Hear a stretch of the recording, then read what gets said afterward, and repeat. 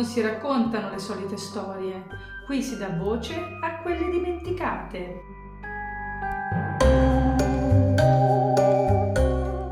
Le hanno trasformate in creature con ali di farfalla e polvere scintillante.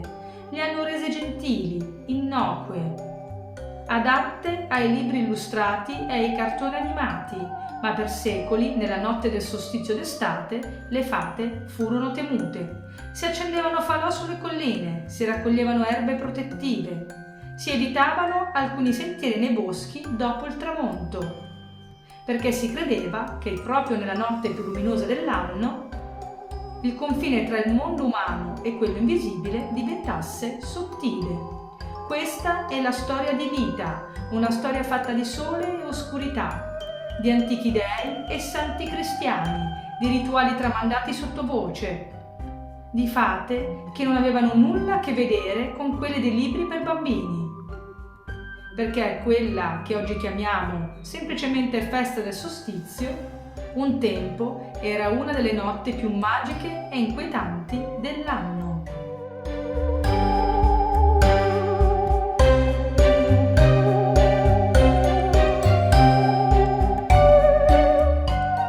La parola solstizio deriva dal latino solstitium e significa letteralmente sole fermo. Per alcuni giorni, infatti, il sole sembra sorgere e tramontare quasi nello stesso punto dell'orizzonte. Gli antichi osservavano il cielo. Non avevano smartphone. Non avevano calendari digitali. Eppure conoscevano il linguaggio delle stagioni. Sapevano quando seminare, quando raccogliere, quando prepararsi all'inverno. Il solstizio segnava il culmine della potenza solare, era il momento dell'abbondanza. I campi erano verdi, il grano maturava, la vita sembrava esplodere ovunque. Eppure il solstizio portava con sé una verità inquietante. Dal giorno successivo la luce avrebbe iniziato lentamente a diminuire.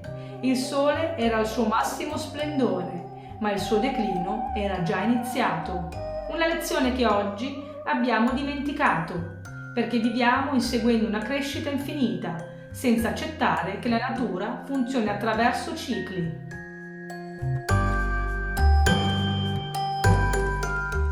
In tutta Europa si accendevano enormi falò, dall'Irlanda alla Scandinavia, dalla Bretagna fino alle campagne italiane.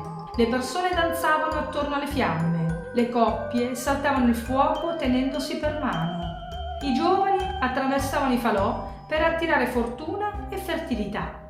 Persino il bestiame veniva fatto passare tra due fuochi per proteggerlo dalle malattie. In alcune regioni si facevano rotolare ruote infuocate giù dalle colline. Erano il simbolo del sole che, dopo aver raggiunto il suo apice, iniziava lentamente la discesa verso l'inverno. Il fuoco purificava, proteggeva, bruciava il vecchio, illuminava il nuovo.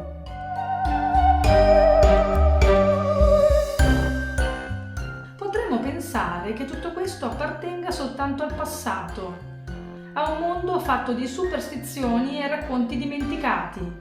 Eppure il solstizio d'estate continua ad essere celebrato ancora oggi in molte parti d'Europa. Nel Regno Unito migliaia di persone si riuniscono ogni anno a Stonehenge per assistere all'alba del solstizio. Quando il primo raggio di sole attraversa l'antico cerchio di pietre, cala il silenzio.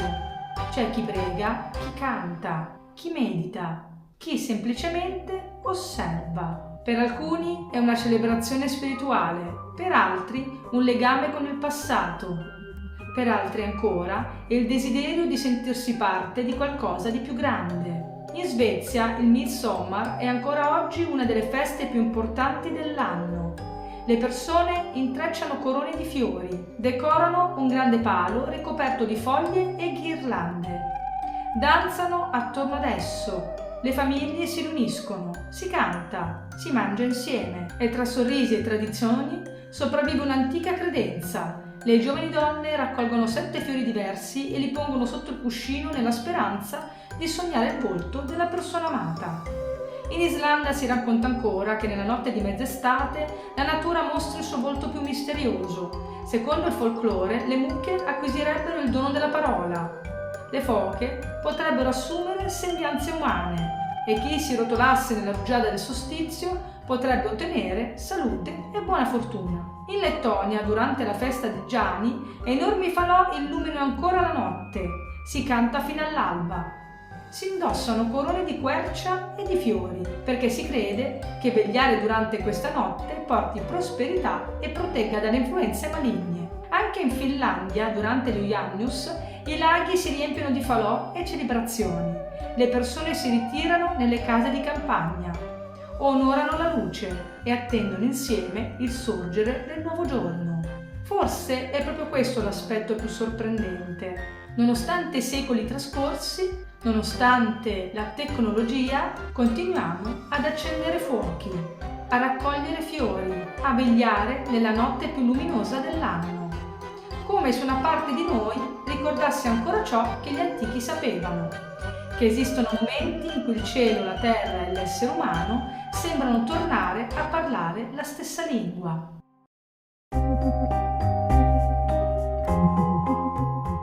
Con il cristianesimo, molte tradizioni del solstizio furono assorbite nella festa di San Giovanni Battista, ma il cuore antico sopravvisse. Si credeva che alcune erbe raccolte in quei giorni fossero particolarmente potenti. L'iperico, chiamato anche erba di San Giovanni, l'artemisia, la verbena, la ruta, la lavanda, la salvia, la calendula.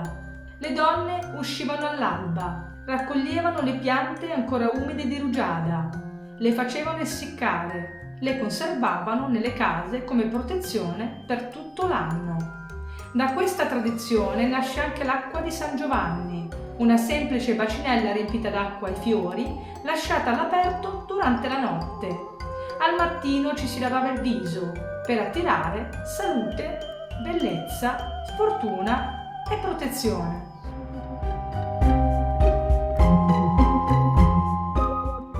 Ed è qui che il solstizio diventa ancora più affascinante, perché la notte di mezz'estate era considerata il tempo delle fate e nessuno ha saputo raccontarla meglio di Shakespeare. Nel suo celebre Sogno di una notte di mezz'estate, il bosco si trasforma in un luogo dove la realtà smette di obbedire alle sue regole, gli innamorati si perdono, i sentimenti si confondono, l'illusione prende il posto della ragione. Ci sono Oberon e Titania, re e regina delle fate, e soprattutto c'è Puck, lo spirito dispettoso che ama ingannare gli esseri umani.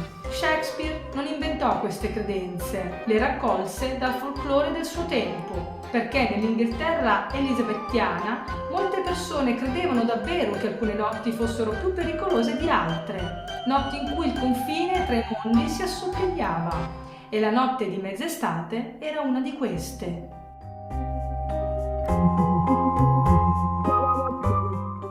Oggi immaginiamo le fate come creature minuscole, con le ali da farfalla, piene di brillantini, gentili, ma il folklore racconta qualcosa di molto diverso. Le fate erano esseri antichi, ambigui, imprevedibili, potevano aiutare, ma potevano anche punire, rubare il latte dalle stalle, far perdere l'orientamento ai viandanti, rapire bambini, sedurre gli uomini conducendoli nelle danze dell'altro mondo, un luogo dove il tempo non scorreva come nel nostro, dove una notte poteva equivalere a 100 anni. Per questo gli antichi le rispettavano e le temevano.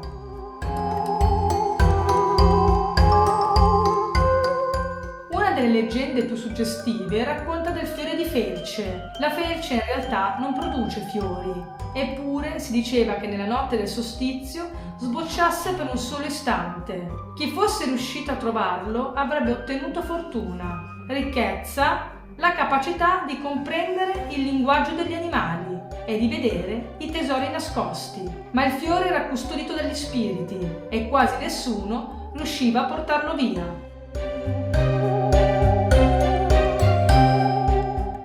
Secondo alcune tradizioni moderne, ispirate ai miti celtici, 2 re governavano il ciclo dell'anno, Saturno, il re della quercia, signore della luce crescente, e il re dell'agrifoglio, signore della metà oscura. Alita, il re dell'agrifoglio, riconquistava lentamente il suo potere, perché da quel momento le giornate avrebbero iniziato ad accorciarsi. L'inverno era ancora lontano, ma il suo viaggio era già cominciato.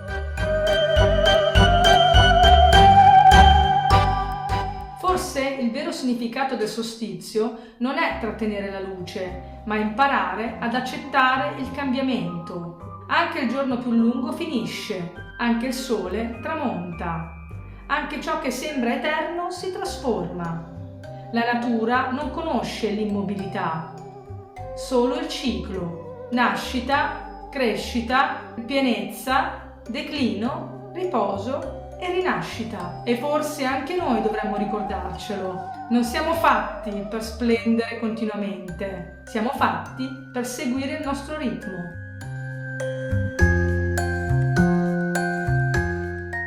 Forse stanotte non incontrerai Oberon, non sentirai il richiamo di Puck tra gli alberi, non vedrai Titania danzare nei campi illuminati dalla luna, ma se uscirai al tramonto, se ascolterai il vento tra le foglie, se guarderai il sole scendere lentamente oltre l'orizzonte, forse comprenderai ciò che gli antichi sapevano da sempre, che esistono notti in cui il mondo sembra trattenere il respiro, notti in cui il visibile e l'invisibile si sfiorano, notti in cui il tempo sembra rallentare e il solstizio d'estate è una di quelle.